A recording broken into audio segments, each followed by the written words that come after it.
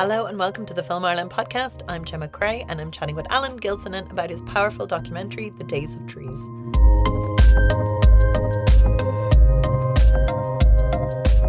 So thank you so much for chatting with us. Delighted to, Gemma, delighted. It's such a powerful film. It's so personal and intimate. Can you talk to me about, what made you decide to do this? Yeah, I mean, first of all, I think it's quite a strange film. Sometimes I wonder if film at all, at times it kind of felt like a therapy session, but I suppose there was a kind of long background. I've known Tomás Hardiman, the subject of the film, for a long time. Many years ago, while directing plays in the Abbey, he was the marketing and press manager in the Abbey, and I knew him well then, and he was great crack. Tomás was the guy who led the party after the show. Tomás was the man you'd end up out at 4 a.m. singing songs with the likes of Tom Murphy. And, since then we kept in touch, and indeed we made a couple of films together. He produced a film I made about Tom Murphy, the playwright, and then later about Ivor Browne. And subsequently we made a drama called The Meeting. And anyway, to cut a longish story short, in the course of making Meetings with Ivor, which was, of course, about the radical psychiatrist Ivor Browne, legendary figure who sadly died recently, who was a close friend of Tomás's and mine. Tomás started to see him professionally, and Tomás, I suppose, for a long time during this kind of career in the arts, where he was this kind of, as I say, this very dynamic, very fun-loving man, that he felt something inside of himself wasn't right. And this was slowly emerging. And finally, and it's a kind of slightly long story that we tell in the film, but finally he began to see Ivor Browne and did a number of regression sessions. Anyway, out of all that emerged the fact that Tomás had been sexually abused as a very young boy in a school in the west of Ireland. And at first he confided in me about this kind of as a friend.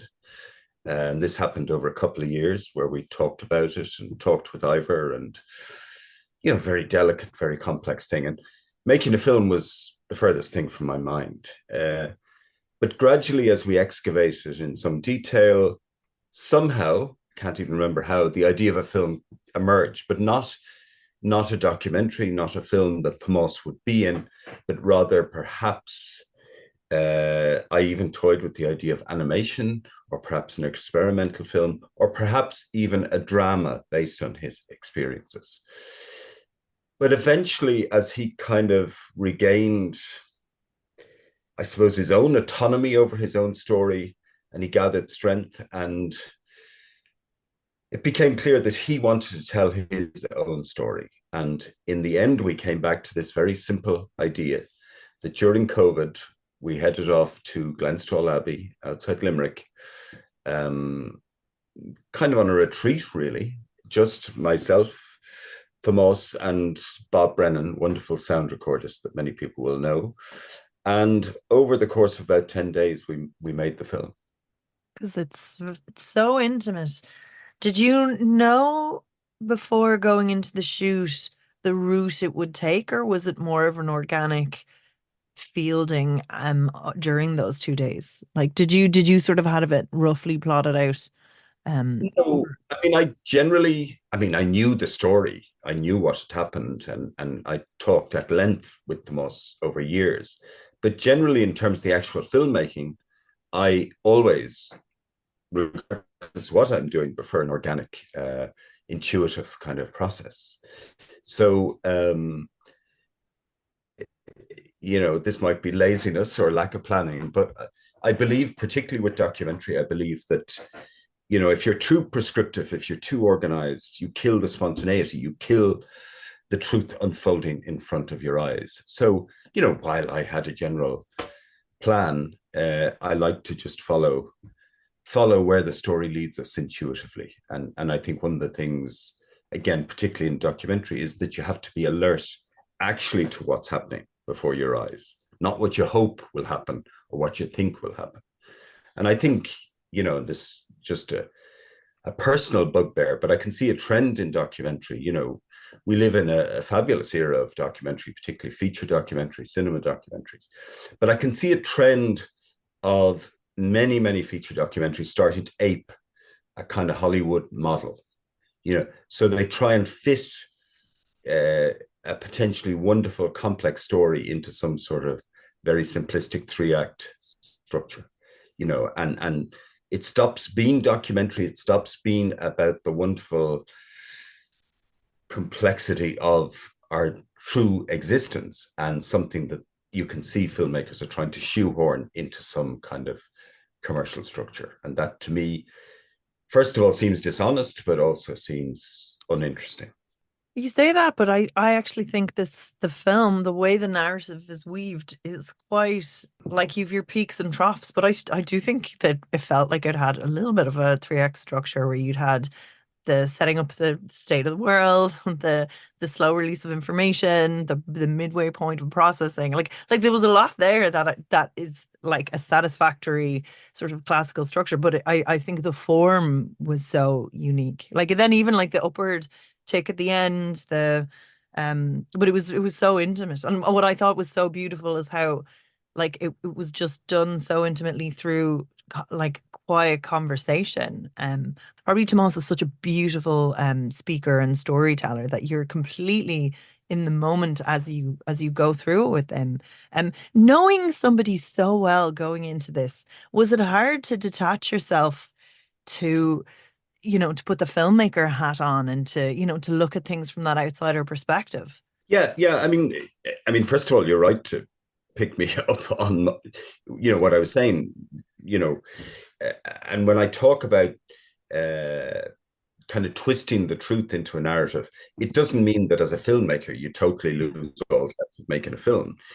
It's more that I think you try and make your narrative out of the facts as they are happening, as opposed to some kind of fictional idea of the facts. But anyway, but I think it was difficult in some ways that we knew each other so well, and easy in other ways. First of all, Tomás, as you'll have seen, is a remarkably open man. I mean, he's extraordinarily kind of open and kind of courageous. And even the odd time when I look back at the film, I'm always gobsmacked at his honesty. I don't think I could do that. But because it's such a sensitive subject, we had very clear conversations, and I think you need that in documentary, particularly when you're making documentary around a very sensitive personal subject like this. So we'd had a lot, too many probably, conversations in advance. And also, I was very conscious, because we were friends and because Tomás was weirdly also the producer of the film, that I had to be very, I think as a filmmaker, you always have to, you can be empathetic, you can be engaged, you can be committed, but you also have to be able to, in any process, step back and, be the objective eye. Don't get swallowed up by the film you're making. So I was very clear that I had to be questioning of Tomás, as I am a bit in the film, that I couldn't become just complacent and sloppy and kind of cozy, the two of us telling this story. That at times, because it's a contentious area, I would have to ask him the hard questions. And we were very clear about that would be part of the process, that we'd excavate the story of his life and the story of his abuse, but we do it, fairly, not unsympathetic, but with a cool eye. Yeah, you can hear like almost a defensiveness in the answers at some point, and you're like, okay, like I mean, but again, as a viewer, you do feel like that's like warranted, that it's, like again, you might, if you had questions while you were watching it, you do feel they're addressed, which I think is very important. This is not the first time you've dealt with this subject matter, but probably something when it's so close to home. Can you talk to me about like maybe the procedures that you would put in place when like in general. So you were saying like preemptive discussions would be a really big part of it in subject matter that is so sensitive to people. Because I know the meeting as well, like that was just very powerful. And it's done, I think, a lot of good for a film out in the world, which is beautiful. Can you tell me like maybe what you would advise a filmmaker who's going through the process of dealing with something like that they should really bear in mind before they get started? Yeah, thanks, Gemma. I mean, I think first of all, you always have to remember there's a very serious responsibility on you as a filmmaker when you engage in these subjects, particularly very sensitive, very delicate subjects, that I have had the honor to be involved in past years. Um, and a lot of the time, we all as filmmakers, myself included, we get carried away with the story, with the excitement, with the film. And I think with documentary, you have to particularly remember that this is somebody's life or people's lives that you're dealing with.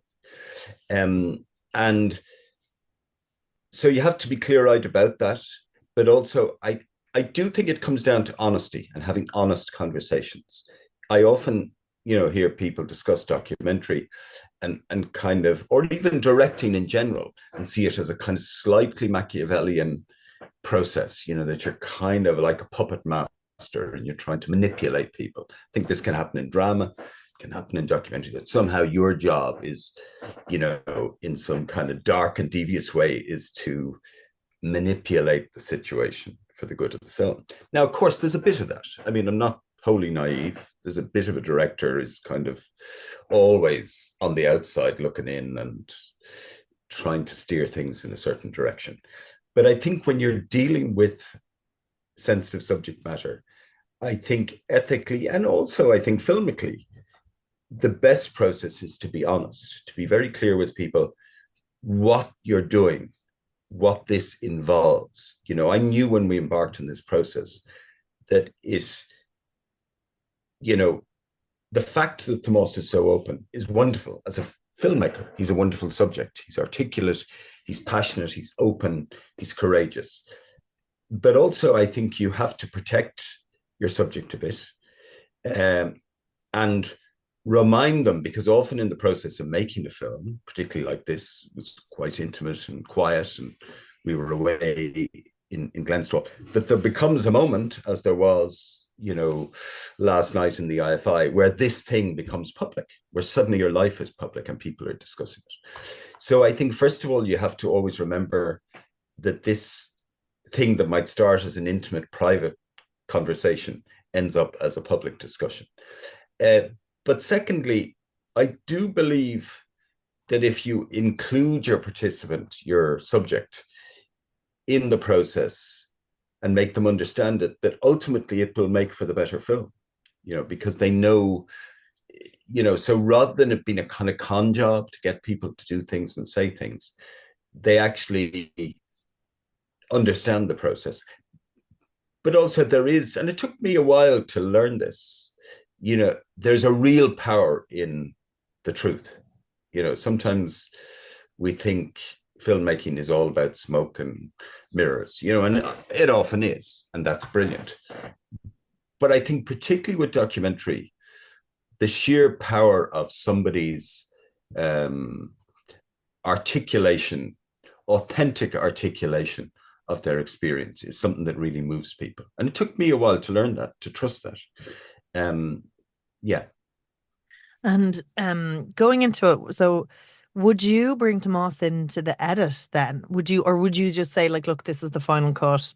You don't, because it must be very difficult watching things back. Or maybe you're like, can we do it again and get like I felt like that, like was there any elements of that? Or would you have just said, look, we'll come in and watch, like trust the process, or how Yeah. how would you navigate that element?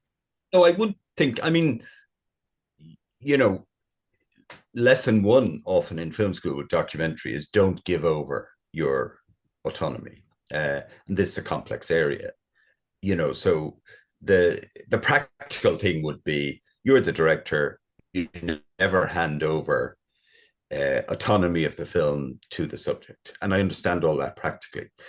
In my experience, though, when you're dealing with delicate subject matter, I would often say to people, honestly, that if you say something, if something happens, if something's revealed, that you want to retract at a later stage, you can.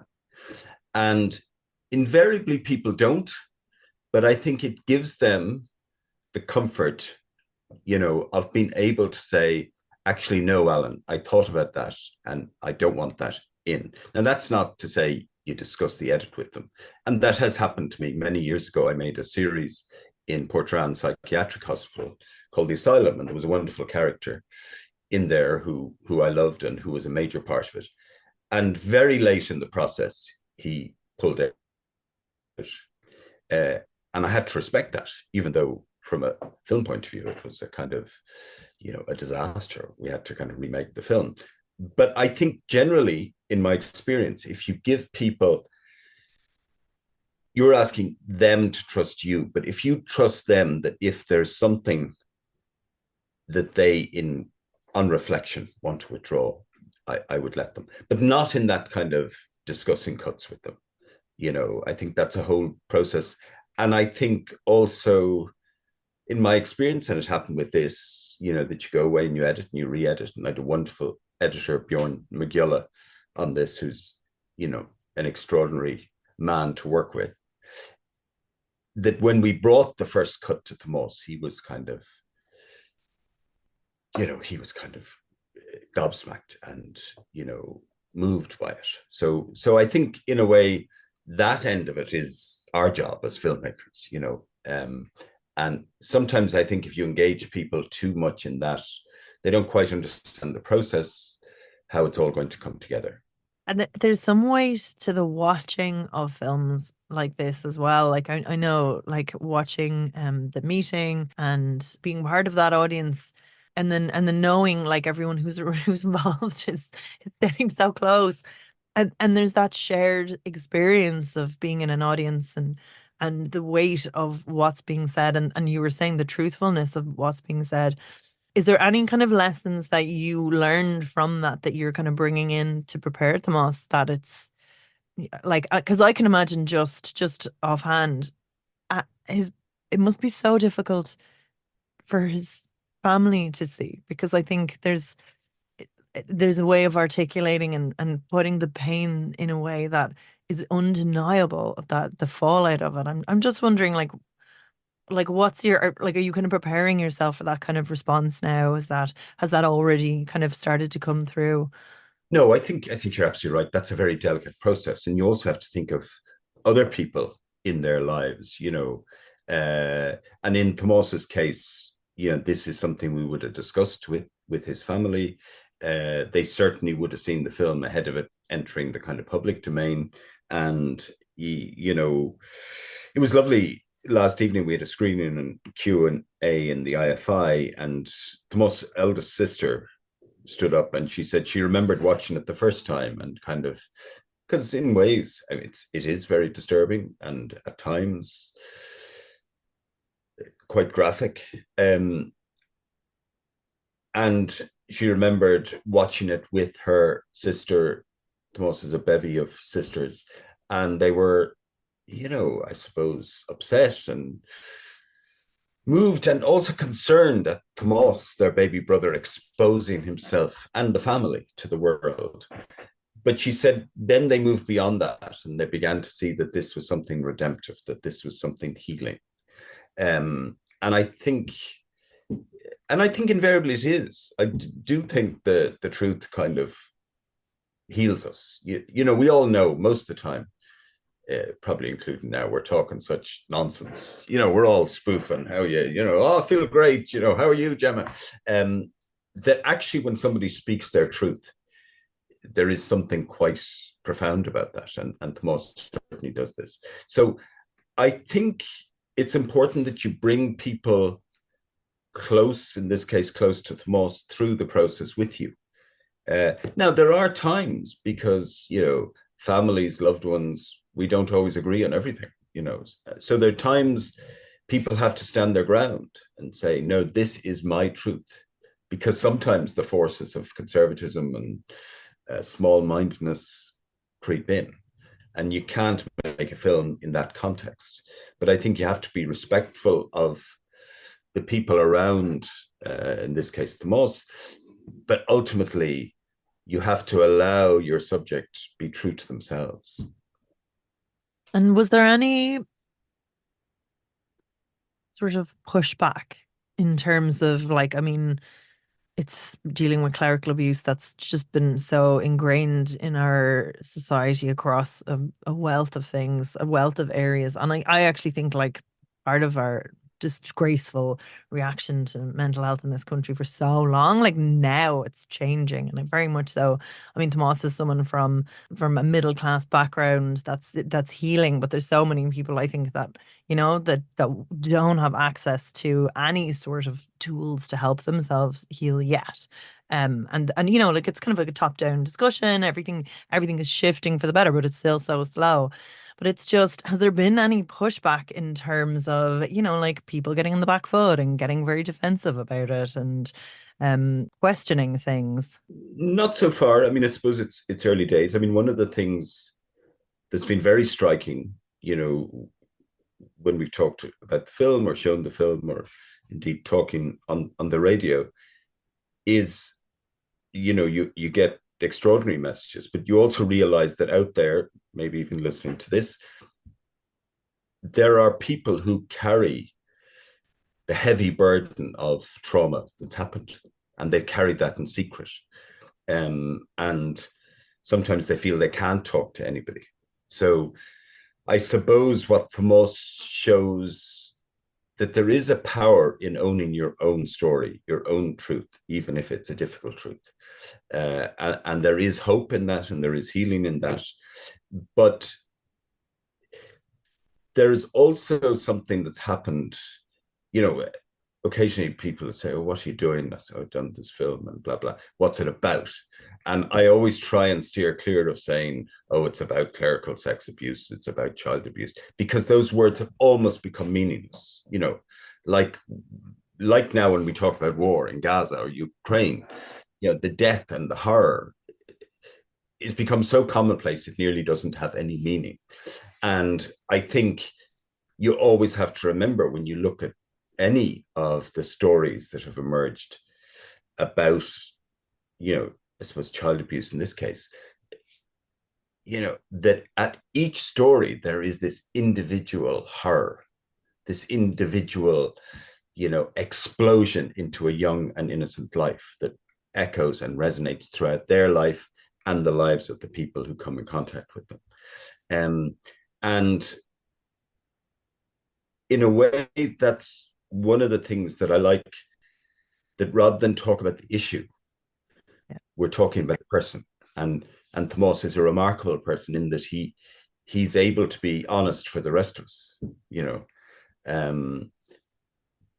but also I do think there is a power in regaining your own narrative, even if it's just with your best friend. I'm not saying everybody should be making a film about the worst thing that happened to them, but I think we all carry, silences and secrets, and I think there is something really powerful if you can tell somebody that. It could be a therapist, it could be your sister, it could be your lover, but I think there is something, really deadening about the silence that has been around this area, and that you rightly say is thankfully starting to open up. But I think the institutions of the church and the state and even the legal system haven't really responded to that in a constructive way. I think the kind of legalistic thing, even though I understand the reason for it, and at times it's necessary, but it brings people who've suffered abuse back into another world of kind of abuse and accusation. And I think the institutions of the church have dealt with this in a kind of wholly unrepentant way. Oh, we give a bit of compensation, but we won't admit anything. It's all cute tourism, and for, in say the case of the Catholic Church, though it happens in other faiths as well, you know, this is a faith that's built on a belief about sin and forgiveness and redemption, and yet you And see shame. and shame, and you see none of that in the way they're dealing with the many cases.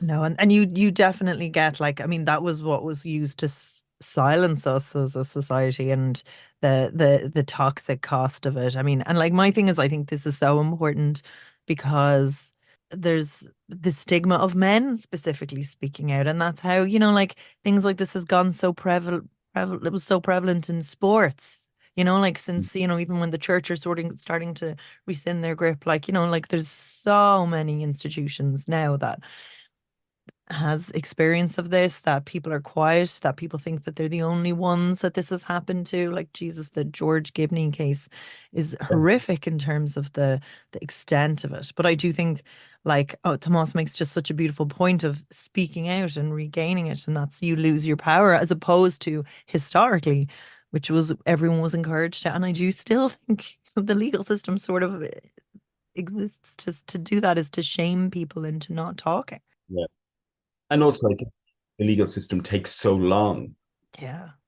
I understand all the reasons for this, but it's such a torturous, long process that somebody who's maybe carried abuse with them for 40 years to go through another 10 years of, court appearances and, you know, even if they get inverted commas justice at the end, I wonder how satisfying that is, and I think Tomás is certainly making a case for a certain more restorative justice, more openness, more discussion, and I think we as a society, there must be a better way of dealing with this epidemic of cases.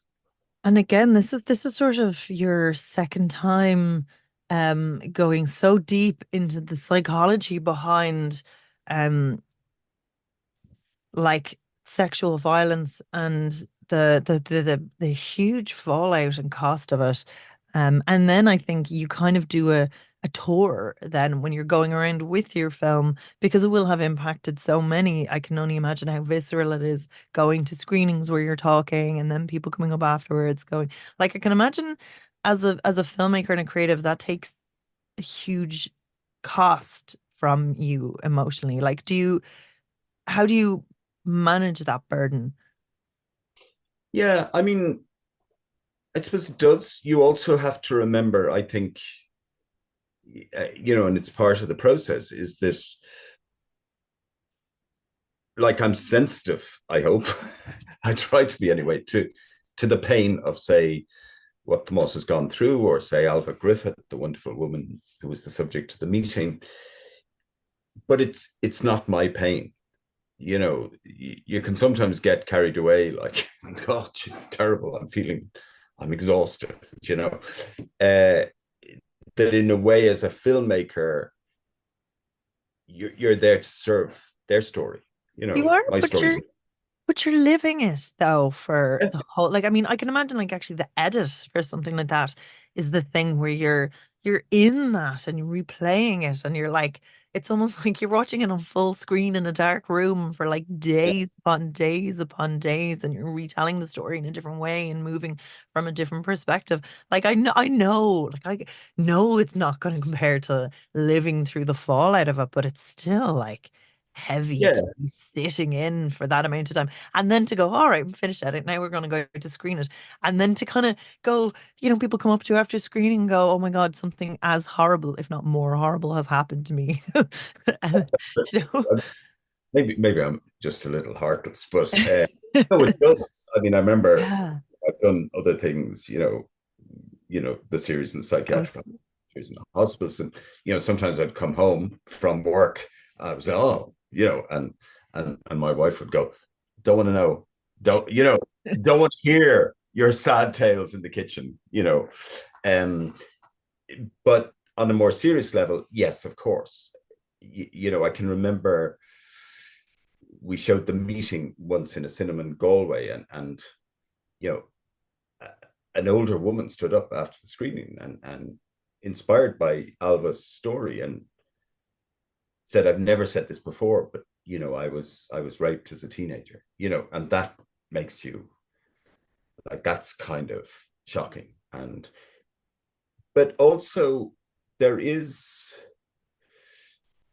there is a certain privilege and beauty about that, about meeting people, sometimes perfect strangers, who tell you what happened to them, and there is, it's funny. Tomás's story is very upsetting in lots of ways, but also the process of making it has strangely been positive, and without wanting to sound too pious, it is an honor and a privilege to be so intimately connected uh, to what people have gone through, and you have to remember that's there's something very special, even if it's difficult or heartbreaking, at being sharing in that story. And a conduit to getting the stories out there and doing it in such a way that it's healing for everybody, which is amazing. Like, I mean, right now it's a few years since the meeting, but I mean, that has really, I think, made a difference in terms of lobbying for restorative justice and highlighting it in a way that's so humane. And like, I mean, again, like I would never even argue the thing where you're like, yeah, of course, like you're doing like amazing work, but I still do you have to take a break maybe between films like this and then go back and do something like what is this, the streets of what's the word, the Agatonia. Bagatonia, yeah, like, and do something kind of like nourishing and a bit creative in a different way. Like, is there a break maybe that you have to take? I probably should. There is, and I definitely like doing a really wide variety of work, so obviously we're talking about mainly documentary in this area, but I also enjoy, though I do sometimes feel, I felt it last night at the screening, I think I'd like to do a comedy. I think I'd like to do a thriller, so yeah, I probably could do with a bit of that. Do you plan, is it a case of you have a slate of projects and you know this is something that you're going to be working on, you give it some time, you budget out time for this, do you have your next one lined up? Is it a case of you have funding applications in everywhere? How do you sort of decide what you're working on at any point? Well, partly, as you know, it kind of decides itself for you. I mean, I think inevitably, I mean, I've been very lucky. I made a lot of films recently, possibly too many, but um, invariably you have projects at different stages. Whether you're writing something or shooting or editing, or and they all kind of, like I've had quite a few films come out recently, but they all emerged. Like the Tomás film was finished maybe 2 years ago, so I think invariably you have different ideas at different stages. Sometimes I think I'd love just to be able to concentrate on one thing. Um, and often an idea that I would have thought of like 10 years ago might only come into fruition suddenly. Or or also sometimes you find something new emerges and you're doing it almost immediately. So you're and it can be difficult, but you're always trying to juggle different projects at different stages. But I quite like that because it's a change of focus, it's a change of gear. Um, but you know, the whole, of course, with film, the whole raising the money and all that is kind of torturous. And even though I've been lucky, it is a kind of torturous and kind of soulless endeavor. Um, but I think that said, you always have to remember when you're actually doing something that it's a great delight. Oh You know, yeah. you're suddenly you're actually and not to complain. I was quite sick some years ago and couldn't work, and I remember when I came back to working after that, thinking, well, you know, actually, you have a charmed life, so don't be complaining. Sometimes you go, oh Christ, I can't believe it. I have to fly to, you know, Moscow tomorrow. Well, you should remember that's a privilege that you're doing these things, rather than giving out about them. You were saying 2 years it's been since you shot it. So why that amount of time? Um, in this case, it was to do with legal reasons, not connected to Tomás's case, but just because we were concerned that it might have an influence on other cases that were happening. So it was more a legal thing than a practical thing. But often films are, they sort of come, you know, the timeline for different reasons. Sometimes practical stuff, you're waiting for something to happen. That they do kind of. Well, first of all, the rule of thumb is they always take longer than you envisaged, as you know. But yeah, so they come out at different kind of stages. Um, Not always of your own planning. I mean, many years ago, I used to kind of naively, at the start of the year, I'd have a year planner. Like I'd gloriously put up, shooting this and editing that. And soon I realized that was totally nonsense because it never worked out like that. So now you just roll with it, I think. Tell me about the editing process then. So something like this, that's so like it's such a kind of weaving of the story. There's a sort of beautiful bit of foreshadowing with the dream. It's horrible, but it's beautifully woven through the story. You kind of get a sense of who he is, the impact of it, and then the fallout. Did you have like stuff that you wanted to cover when you were shooting and then kind of like put that up in the edit? And the pacing is very particular.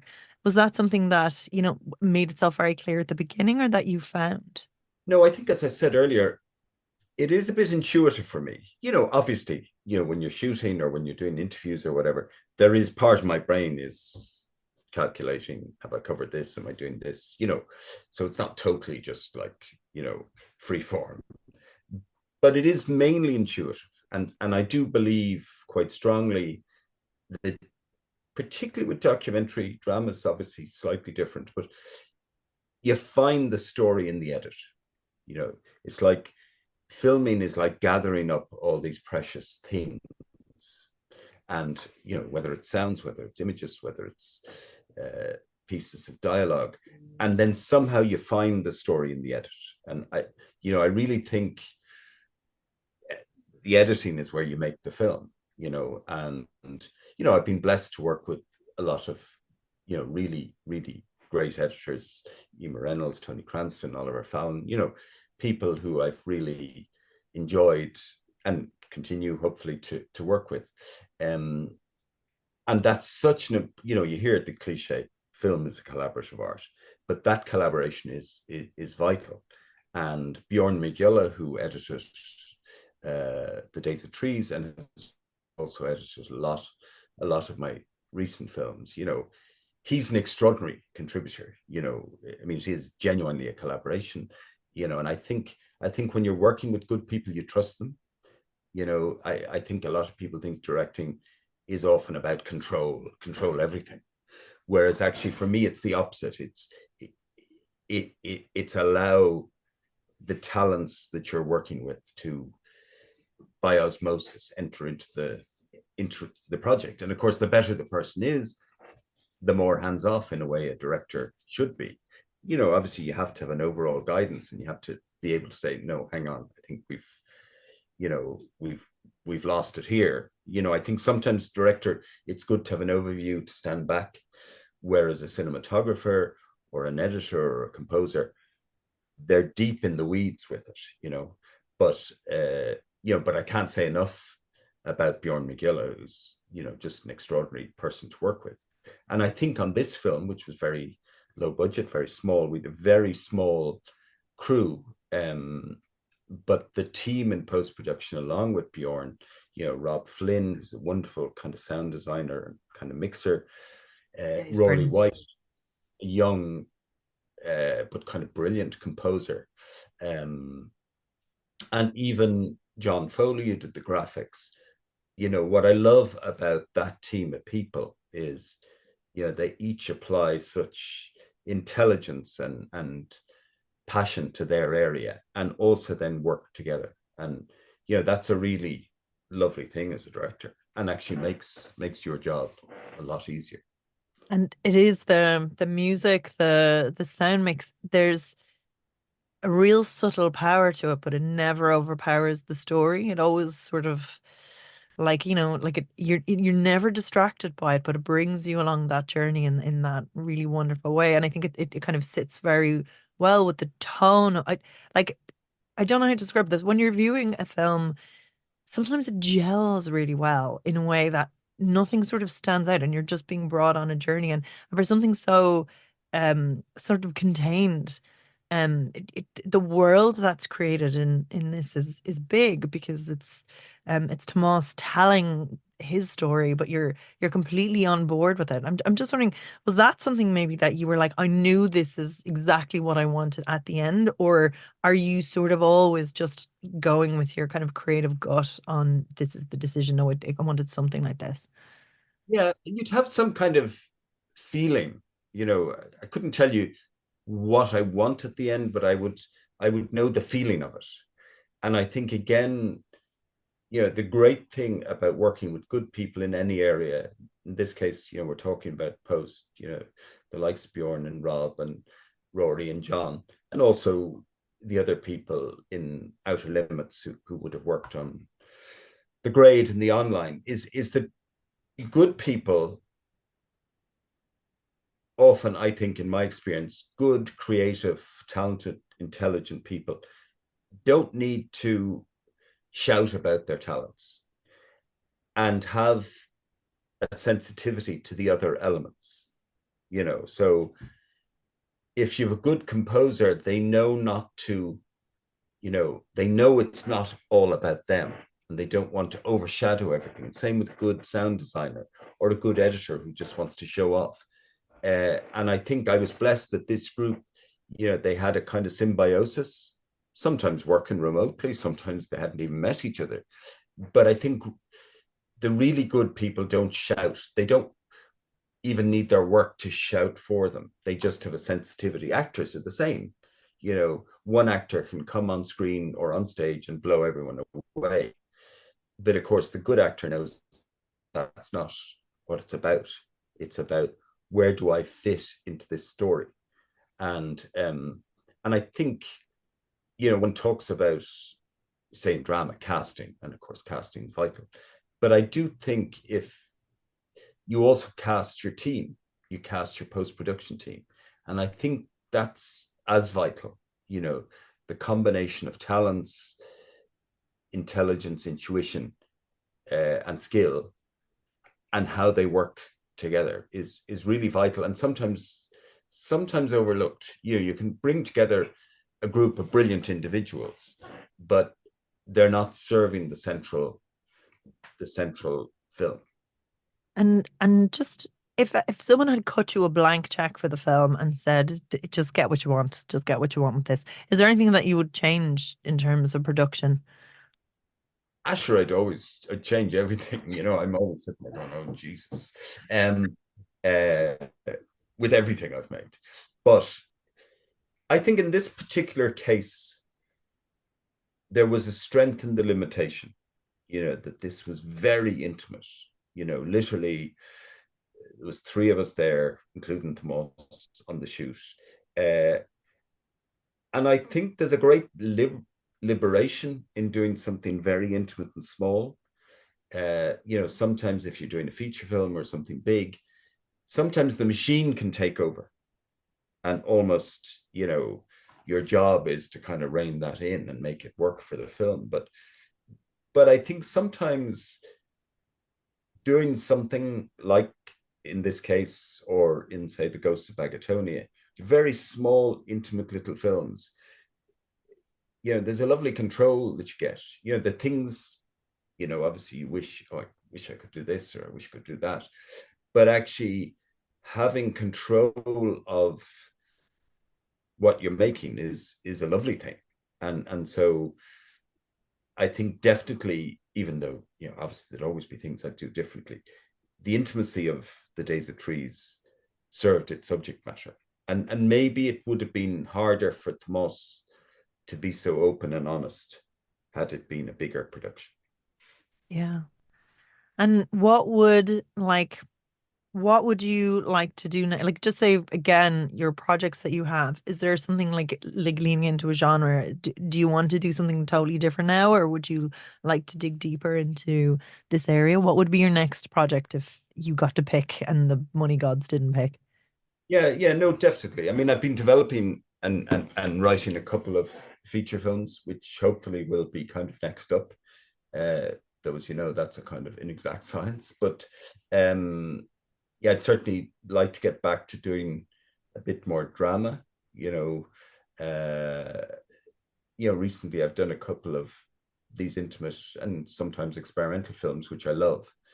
But actually now, I feel the urge now to kind of work on a wider canvas, so we'll see. So yeah, lots of lovely, exciting kind of projects, but yourself, it's you're not there till you're there. Yeah, till the money is in the bank. Okay, what like genre would that be? Sort of like heavy drama? Yeah. I mean, I sometimes I fancifully uh, get a notion. Oh, I'd love to do a comedy. I remember many years ago I directed a comedy in the theater, and I remember like you know every night, mainly down to the actors, you get a standing ovation. I remember standing in the back, thinking, this is lovely. It's lovely to make something where people are delighted and happy. Uh, but no, I think in the couple of projects I'm developing, one is definitely lighter. It's a musical. I have a soft spot for Oh, musicals, so it's brilliant. definitely different whole kind of vibe, which I like. We need more But musicals. I love musicals. Yes. yeah, me too. It's my secret passion. Uh, but another one is, I'm afraid to say, quite a dark tale. So maybe I just am, despite my happy childhood, maybe I am just a dark, brooding.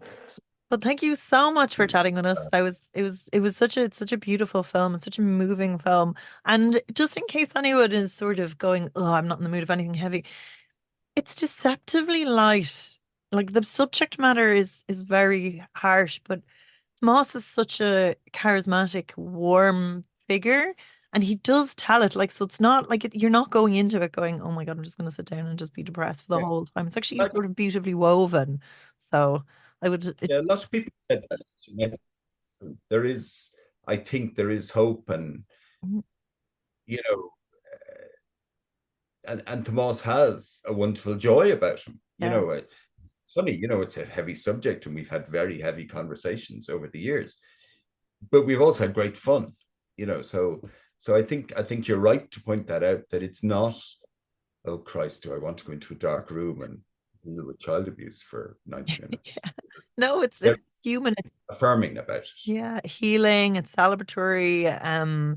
There's I think yeah, it really kind of delves into the humanity of it. So that's why I'm just kind of like flagging that in case for anyone gets to this point and they're like, yeah, like I'll wait till I'm in the humor of watching it. I was like, actually it's very watchable as an audience member and it's really beautifully told. So thank you so much again for making it and good luck with the release. Thank you, Gemma. Yeah, nice to chat to you. Thank you so much for listening. And if you want to catch more podcasts, make sure to like and give us a follow. And you can subscribe to our newsletter now on filmireland.net.